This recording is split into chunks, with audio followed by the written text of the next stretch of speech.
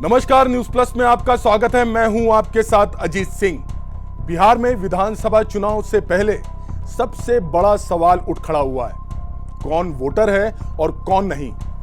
चुनाव आयोग की स्पेशल इंटेंसिव रिवीजन यानी SIR प्रक्रिया के तहत 51 लाख नाम हटाए जा रहे हैं। विपक्ष इस पर आग बबूला है और सरकार पर गंभीर आरोप लगा रहा है। लोकतंत्र की जननी है और बिहार में ही लोकतंत्र को खत्म करने का प्रयास किया जा रहा है। ये हम लोग हर किस होने नहीं देंगे। महोदय, जो SIR हम बड़े विनम्रता से आपसे आग्रह करते हैं कि आप भी उन्हीं वोटर से चुन करके आते हैं, सत्ता पक्ष के लोग भी उन्हीं वोटर से चुन करके आते हैं, और विशेष तौर पे SIR पर बिहार विधानसभा में इसकी चर्चा जो है कराई जाए। महोदय, यह विनम्रता से आग्रह करते हैं। इसमें अध्यक्ष महोदय, हम चाहेंगे कि किसी और बिल तो आता ही रहेगा महोदय, लेकिन जब हमारे वोटरे का नाम जब कट जाएगा तो क्या मतलब रह जाएगा इस लोकतंत्र का। तेजस्वी यादव ने तो चुनाव बहिष्कार तक की चेतावनी दे दी है। सरकार कह रही है ये विपक्ष की हार की बौखलाहट है और चुनाव आयोग का कहना है हम पूरी पारदर्शिता से काम कर रहे हैं। बिहार विधानसभा में बीते बुधवार का दिन ऐतिहासिक रहा। RJD के सभी विधायक काले कपड़ों में सदन पहुंचे। वहीं संसद में इंडिया गठबंधन के सांसदों ने ब्लैक प्रोटेस्ट किया। वजह थी वोटर लिस्ट रिवीजन, जिसे विपक्ष ने लोकतंत्र से खिलवाड़ बताया। तेजस्वी ने कहा पहले जनता वोटर हुआ करती थी, अब सरकार खुद अपने वोटर चुन रही है। अगर यह सिलसिला यूं ही चला तो हम चुनाव में भागीदारी पर दोबारा सोचेंगे। तेजस्वी यादव यही नहीं रुके, उन्होंने आरोप लगाया कि बांग्लादेशी और रोहिंग्या मुसलमानों के नाम पर जोड़कर वोट बैंक की राजनीति की जा रही है, जबकि उनके वोटर का नाम हटाया जा रहा है। तेजस्वी का यह बयान ऐसे वक्त में आया है जब RJD ने इंडिया ब्लॉक के साथ मिलकर आगामी चुनाव की रणनीति तेज कर दी है। सूत्रों के मुताबिक तेजस्वी का बहिष्कार वाला बयान किसी रणनीति का हिस्सा हो सकता है, जिससे सरकार पर दबाव बनाया जा सके। RJD नेता इस मुद्दे को चुनावी नैरेटिव में बदलना चाहते हैं। वहीं सरकार वोटर चुन रही है का नारा अब जनसभा में गूंजने लगा है। वहीं राहुल गांधी का कहना है कि यह सिर्फ बिहार की बात नहीं, महाराष्ट्र में भी चीटिंग की गई। लेकिन यह बयान किसी विपक्षी नेता का सामान्य बयान नहीं है।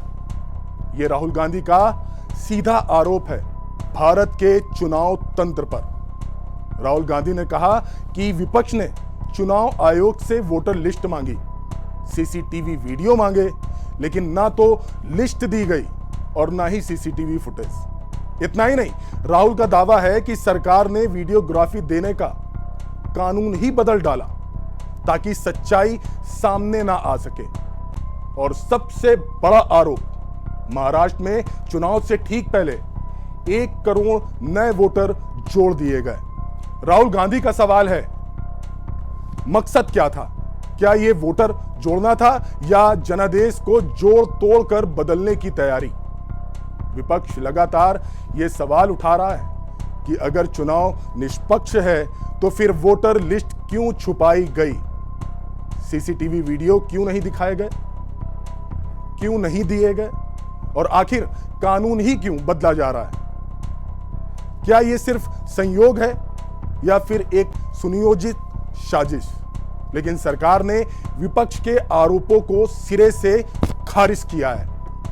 JDU के सांसद संजय झा ने कहा इंडिया गठबंधन अपनी हार देखकर पहले से ही हार का बहाना ढूंढ रहा है, जबकि आपके वोटर फर्जी होते हैं तो रिवीजन से डर लगता है। चुनाव आयोग की प्रक्रिया स्वतंत्र है, लेकिन विपक्ष को हर जगह साजिश नजर आती है। भाजपा ने भी जोर देकर कहा कि SIR में जो नाम हट रहे हैं वो मृतक, डुप्लीकेट और स्थायी प्रवासी हैं। इसमें घबराने की बात नहीं। अब बात चुनाव आयोग की करते हैं। आयोग ने बीते मंगलवार को प्रेस रिलीज जारी कर बिहार के वोटर लिस्ट रिवीजन की विस्तृत जानकारी दी।